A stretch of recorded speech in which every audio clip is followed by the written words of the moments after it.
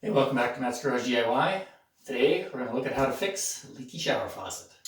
So if you have a leaky shower faucet like me, there's typically two reasons. One is the diverter, or the little O-ring in the diverter right here, is worn out. That is most evident if, while you're having a shower, there's still a significant amount of water coming out of the spout. In my case, the shower's been off all day, and as you can see, it's still dripping quite consistently. That means that the cartridge is done. So we're just going to pull that all apart, replace the cartridge, and that should fix our problem. First step will be to cut or loosen any silicone around the chrome beauty ring. I just use a simple construction knife, kind of work my way around, cutting that silicone all the way around. I have tile, so I'm not very worried about damaging the background. If you have an acrylic or a plastic tub surround, be very careful as you cut that caulking that you are not scratching the tub surround itself.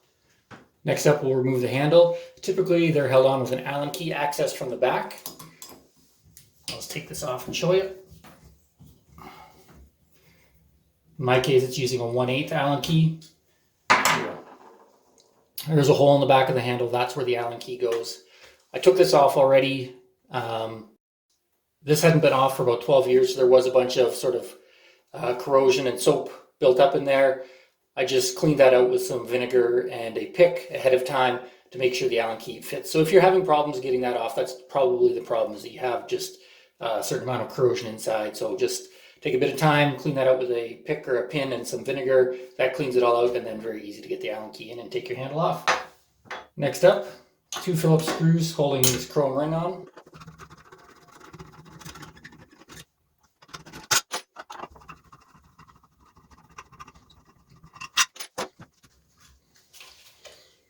There you go. This assembly may come off in 2 pieces. If the chrome beauty ring comes off first, you can also just slide this collar off. In my case, there you go. See, the 2 pieces just come apart. In my case, they came off together, but not to worry if they don't come off in 1 piece. Next step is to get a replacement cartridge. If you're not comfortable with that necessarily, just take a couple pictures, make sure you get a side picture, front picture, and then go to your local hardware store, and they will definitely be able to help you order the right one. In my case, this is a Delta, and I was able to find the correct cartridge. So I have that ordered. When it comes in, we'll finish putting this all together. Next, you need to turn off your water. Most showers and tubs don't have individual water shutoffs, so you just have to turn off the main supply to your house. I'll then open sort of the lowest set of taps in my house. I'm just going to drain the water out of the line. So with the main water shut off, I'll open these taps. This will run for a minute or two as the lines drain. I'll then go up to the same room that I'm working in and open the tap on the tub. That'll allow the remainder of this water to drain out. Just reduces the amount of mess and water you have spilling when you're replacing that cartridge. All right, I just stuck the handle back on now that the water's been turned off, and I've got taps open downstairs. Crack this open. You should be able to hear some suction as the water draws back through these pipes. Step, we're going to remove this large collar. That's what's holding the cartridge in.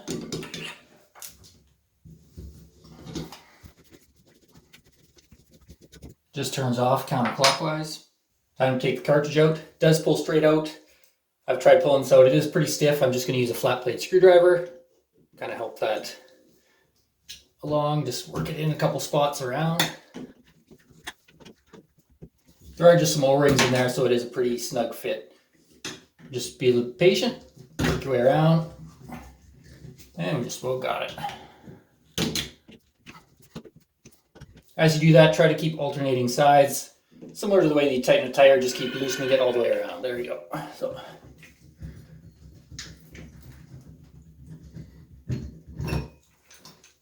cartridge is out. Now I'm going to put the new cartridge back in. On my cartridge, there are a couple little V-shaped tabs on the side, just to make sure that it goes back in the same way.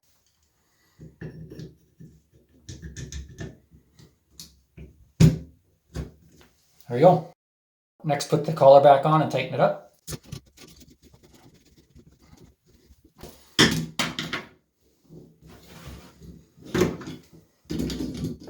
All right, before I put the trim on, we're just going to stick the handle back on, turn the faucet on, let it run to get any air out of the line. Then we'll turn it off, and we should have our drip fixed at that point.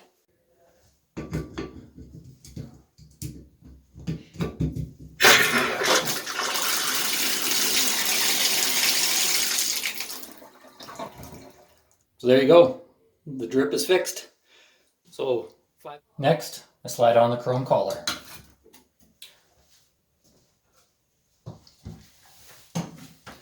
After that is the beauty ring. When I put this on, I am going to do a bead of silicone all the way around. I leave a small gap at the bottom. As you can see on the back side, this is where I leave my gap. You can see there is some corrosion and some drips. You will get slight leakage around this collar. This just allows that to drip out, sort of the pre-made drain hole in the bottom, rather than having moisture build up in the wall area. All I gotta do now is put the screws in, and we're done. All right, one more thing before you put the handle back on. There is a sort of a scald setting or a scald safety feature. On this model, the inside portion pulls out and you can turn that left to right. There are some arrows below which indicate hotter or colder. You just want to make sure you set that appropriately based on sort of the age of the people in your house. There you go, job done. Make sure to stay tuned for some of my other DIY projects. Save yourself time and money doing this stuff yourself.